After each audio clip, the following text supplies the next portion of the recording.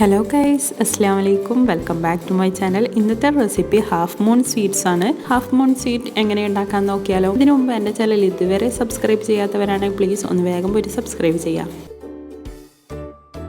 ആദ്യം നമുക്കൊരു മുട്ടൻ്റെ മിക്സ് റെഡിയാക്കാം. അതിനുവേണ്ടി ഒരു ബൗളിൽ 3 മുട്ട നമുക്ക് ഉടയ്ക്കാം.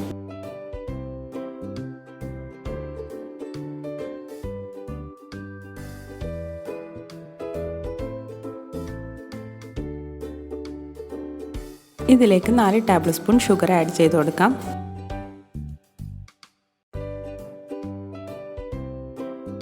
ഷുഗർ ആഡ് ചെയ്തിട്ട് നന്നായിട്ട് മിക്സ് ചെയ്യാം. നല്ലപോലെ ഷുഗർ മെൽറ്റ് ആകുന്നവരെ നല്ലപോലെ മിക്സ് ചെയ്തെടുക്കാം. നല്ലപോലെ മെൽട്ടായിട്ട് വന്നിട്ടുണ്ട്. ഇനി ഇത് നമുക്ക് മാറ്റി വെക്കാം. ഒരു പാൻ വെച്ചിട്ടുണ്ട്. പാനിലേക്ക് 1/2 ടേബിൾ സ്പൂൺ ഗീ ഒഴിച്ചു കൊടുക്കാം. അതിനുശേഷം കുറച്ച് കാഷ്നട്ട് നമ്മുടെ കൈകൊണ്ട് തന്നെ ജസ്റ്റ് ഒന്ന് പൊടിച്ചിട്ട് ഇട്ട് കൊടുക്കാം. കുറച്ച് കിസ്മിസും കൂടി ആഡ് ചെയ്തിട്ട് നന്നായിട്ടൊന്ന് വറുത്തെടുക്കാം.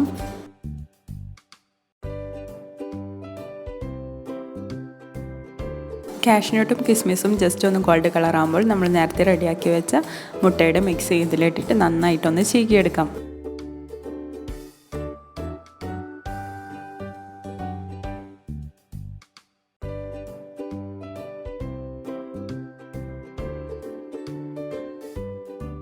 നന്നായിട്ട് മുട്ട ചീകിയെടുക്കാം. കൈവിടാതെ ഇതുപോലെ ഇളക്കിക്കൊണ്ടിരിക്കാം. ഏകദേശം നമ്മുടെ മുട്ടയുടെ ഫില്ലിങ് ഇവിടെ റെഡിയായി. ഇനി ഇതിലേക്ക് കുറച്ച് നമ്മുടെ ഏലക്കാപ്പൊടി ഇട്ടിട്ട് ഒന്ന് മിക്സ് ചെയ്ത് കൊടുത്തിട്ട് ഫ്ലെയിം ഓഫ് ചെയ്യാം.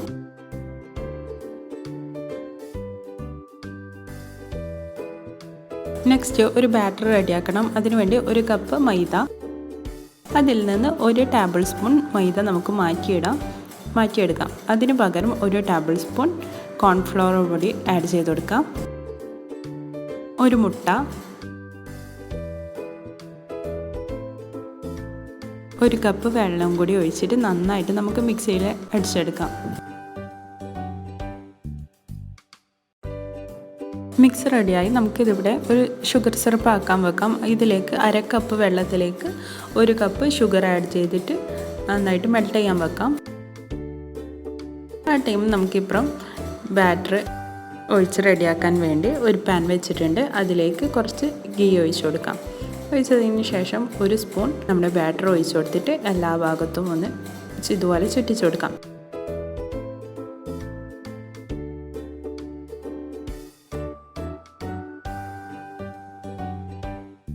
ഇതുപോലെ നമ്മുടെ ബാറ്റർ കുക്കായി വരുമ്പോൾ ഒരു സൈഡ് നമ്മൾ നേരത്തെ റെഡിയാക്കി വെച്ച ഫില്ലിങ് ഇതുപോലെ ഒന്ന് വെച്ച് കൊടുക്കാം.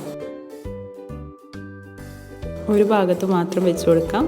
എന്നിട്ട് മറ്റേ സൈഡ് ഇതുപോലെ ഫോൾഡ് ചെയ്ത് കൊടുക്കാം.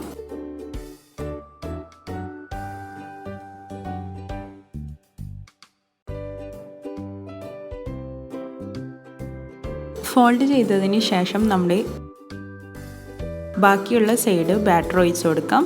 നമ്മൾ ഫോൾഡ് ചെയ്ത ആ ദോശയ്ക്ക് ജോയിൻറ്റ് ചെയ്തിട്ട് വേണം നമ്മൾ അടുത്ത മിക്സ് ഒഴിച്ചു കൊടുക്കാൻ വേണ്ടി. ഇനി അതും കുറച്ചൊന്ന് ജസ്റ്റ് ഒന്ന് കുക്കായി വരുമ്പോൾ അവിടെ നമുക്ക് ഫില്ലിങ് വെച്ച് കൊടുക്കാം.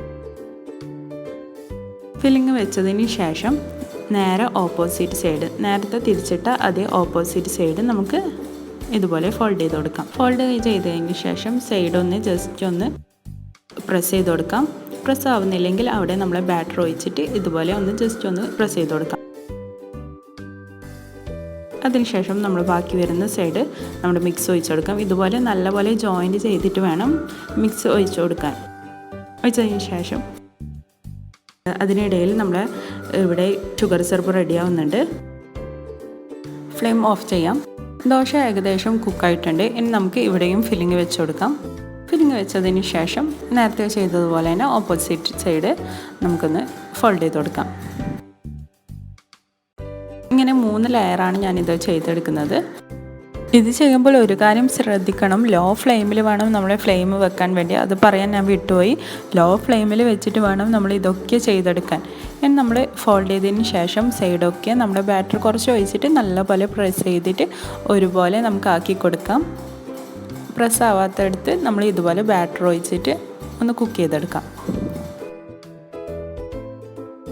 സൈഡൊക്കെ ഒരുപോലെ ഒട്ടിയെന്ന് ഉറപ്പ് വരുത്തിയതിന് ശേഷം 2 സൈഡും ഒന്ന് ജസ്റ്റ് ഒന്ന് തിരിച്ചിട്ട് കൊടുത്തിട്ട് ഒന്ന് കുക്ക് ചെയ്തെടുക്കാം.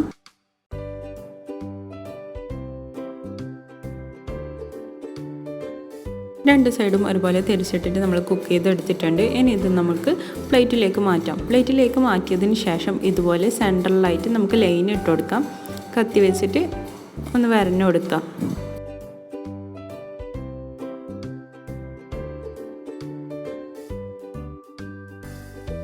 നന്നായിട്ട് വരണതിന് ശേഷം നമ്മൾ നേരത്തെ റെഡിയാക്കി വെച്ച ഷുഗർ സിറപ്പ് ഇതിൻ്റെ മുകളിലായിട്ട് ഇതുപോലെ ഒഴിച്ചു കൊടുക്കാം.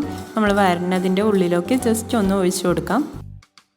നല്ല ടേസ്റ്റി ആയിട്ടുള്ള ഹാഫ് മൂൺ സീഡ്സ് ഇവിടെ റെഡിയായി കഴിഞ്ഞു. ഇത് സ്വീറ്റ് ഇഷ്ടമല്ലാത്തവർക്ക് പോലും ഇത് കഴിക്കാൻ നല്ല ഇഷ്ടമായിരിക്കും. നിങ്ങളൊന്ന് ട്രൈ ചെയ്ത് നോക്കാം. അപ്പോൾ അടുത്ത വീഡിയോ കാണിക്കുന്നത് എൻ്റെ ഉമ്മാമ്മൻ്റെ സ്പെഷ്യൽ ചെറുപയർ കഞ്ഞിയാണ്. അതിനുവേണ്ടി ആവശ്യമായ വെള്ളം ഇവിടെ വെച്ചിട്ടുണ്ട്. അതിലേക്ക് ഒരു സവാള ചെറുതായി കട്ട് ചെയ്തത് വെച്ചത് ഇട്ട് കൊടുക്കാം. അതിന് ശേഷം ഇവിടെ അരി അളന്ന് വെക്കുന്നുണ്ട് ഉമ്മാമ്മ. ഇത് നമ്മൾ ഗീ റൈസൊക്കെ റെഡിയാക്കുന്ന അരിയാണ്. അടുത്തതായി നമ്മൾ ഇട്ട് കൊടുക്കുന്നത് മെയിൻ ഇൻഗ്രീഡിയൻ്റായ ചെറുപയറാണ്. ഇത് വറുത്ത് പൊടിച്ച് വെച്ച ചെറുപയറാണ്. നമ്മൾ റംസാനിൻ്റെ മുമ്പായിട്ട് കുറേ ഒരുക്കങ്ങൾ ചെയ്യുന്ന ടൈം ഉമ്മാമക്ക് ഇതായിരിക്കും സ്പെഷ്യലായിട്ട് ചെയ്യാനുണ്ടാകുക. ഇത് വറക്കാനും പൊടിക്കാനും തിരിക്കാനും ഒക്കെ ആയിരിക്കും. ഇനി ഇത് നമുക്ക് ഇതിലേക്ക് ആഡ് ചെയ്ത് കൊടുക്കാം, അരിയിലേക്ക്. അതിനുശേഷം നന്നായിട്ട് രണ്ടും കൂടി കഴുകി വൃത്തിയാക്കിയെടുക്കാം. ഇതെല്ലാവർക്കും അറിയുന്ന ഒരു റെസിപ്പി ആയിരിക്കും. നമ്മളെ കണ്ണൂർക്കാർക്ക് പ്രത്യേകിച്ച് പറയേണ്ട ആവശ്യമില്ല, എല്ലാവർക്കും അറിയുണ്ടാവും. നോമ്പ് കാലത്ത് ഒഴിച്ചുകൂടാൻ പറ്റാത്ത ഒരു ഡിഷാണിത്. എല്ലാവരും ഉണ്ടാക്കുന്നുണ്ടാവും. അപ്പോൾ നമ്മൾ കഴുകി വൃത്തിയാക്കിയതിന് ശേഷം തിളച്ചുകൊണ്ടിരിക്കുന്ന വെള്ളത്തിലേക്ക് നമുക്ക് ഇട്ട് കൊടുക്കാം.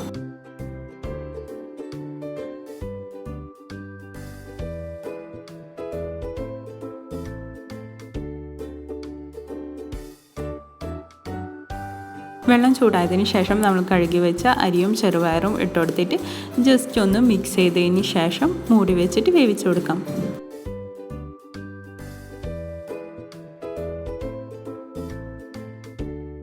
നല്ലപോലെ തിളച്ച് വരുന്നുണ്ട്. നമ്മളെ അരിയും ചെറുപയറും ഒക്കെ നന്നായിട്ട് കുക്കായിട്ട് വന്നിട്ടുണ്ട്.